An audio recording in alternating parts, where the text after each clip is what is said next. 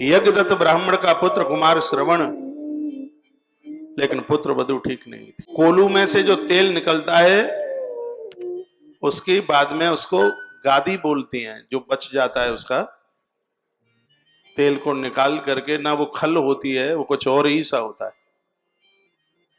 वह अपने सास ससुर को भोजन में वह देती है, अपने लिए बड़े अच्छे अच्छे मिष्टान पकवान बनाती है। स्कंद पुराण में लिखा है, घर की जो नारी पदार्थ चुरा करके खाती है, छिप करके खाती है, 1000% उसको जंगल की सियारिन बनना पड़ता है। नारी स्वयं के लिए तो चूल्हा जलाने का अधिकार है ही नहीं।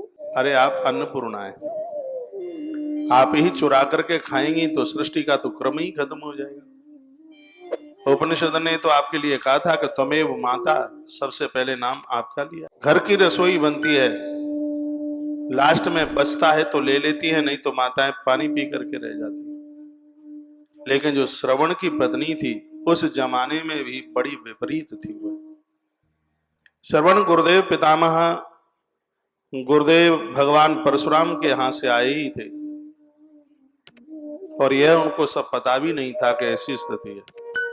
माता पिता को आंख नहीं थी, किसी साधना में किसी तपस्या में एक साथ दोनों की आंख चली, ऐसा कोई कारण रहा, लेकिन अपने पुत्र को वह अपनी आंख से कम नहीं मानते थे, इतना लाड करते थे अपने पुत्र के ऊपर। एक दिन की बात थी, कुमार श्रवण अपने माता पिता के साथ बैठ करके भोजन करता है। इतने में वह देवी भोजन लेकर के आई। सबसे पहले थाली उसने अपने पति को परोसी, और नियम के विरुद्ध बात थी। यदि पति सासू ससुर के साथ में है, बैठा है भोजन में, तो आप क्या कहेंगे, थाली सबसे पहले किसको होना चाहिए? सासू ससुर के लिए, उसके बाद में पति के लिए। लेकिन उसने थाली में बढ़िया चीजें परोसी, पति के सामने थाली रखी, फिर उसने अपने वृद्ध सास ससुर को, जिसको पशु भी ना खावे,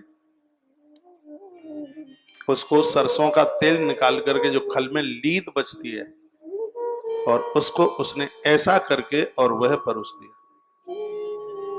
हुआ यह है कि कुमार श्रवण ने अपनी थाली तो माता पिता के सामने रख दी, और वह थाली अपने सामने उठा के रखी। जैसे ही ग्रास लगाया, पछाड़ खा करके मुनि कुमार माता पिता के चरणों में गिर पड़ा।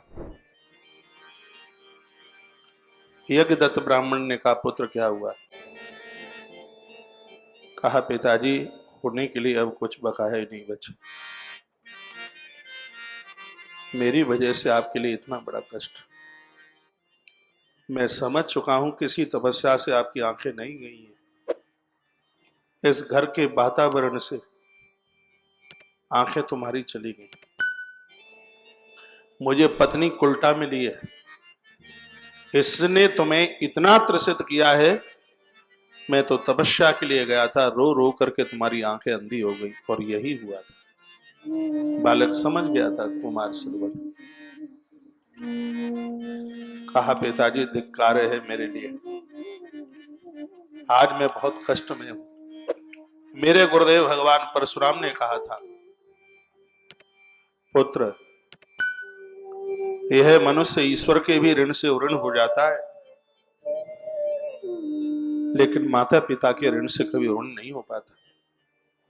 मेरे गुरुदेव ने मुझे कहा था कि मेरे पास आज जो भी कुछ है वह मेरे माता पिता का आशीर्वाद है मेरे ऊपर। हे पिताजी, मेरी वजह से आपको इतना कष्ट हुआ है। कब से तुम कष्ट भोग रहे हो? माता पिता की आंख में से आंसू की धार और वो सखियां भरने लगी। उसी समय अपने माता पिता को कुमार श्रवण ने घर से बाहर करके खुद चल पड़ा। कहा, इस घर में पाँव नहीं रखी, इस घर में रहना नहीं है। डोली सजाई, एक पलड़े में मां को और एक में पिता को बिठाया, और बोलता है कि इस अपराध का प्रायश्चित मैं करूंगा, और ये यही प्रायश्चित है। पैदल चल करके धरती के संपूर्ण तीर्थों की तीर्थ यात्रा कराऊंगा।